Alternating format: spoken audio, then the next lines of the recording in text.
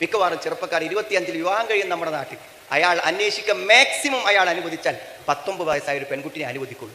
അപ്പോൾ 26 വയസ്സായാൽ 20 വയസ്സായ പെൺകുട്ടി മാക്സിമം അല്ലെ, 27 വയസ്സായാൽ 21 വയസ്സായ കുട്ടിയെ, 28 വയസ്സായാൽ 22 വയസ്സായ കുട്ടിയെ. നീ വെറുതെ ചോദിച്ചു നോക്ക്, 28 വയസ്സായ ചെറുപ്പക്കാരിൽ എത്ര പേർ കല്യാണം കഴിക്കാത്തതുണ്ട് എന്നൊന്ന് വെറുതെ അന്വേഷിച്ചു നോക്ക്.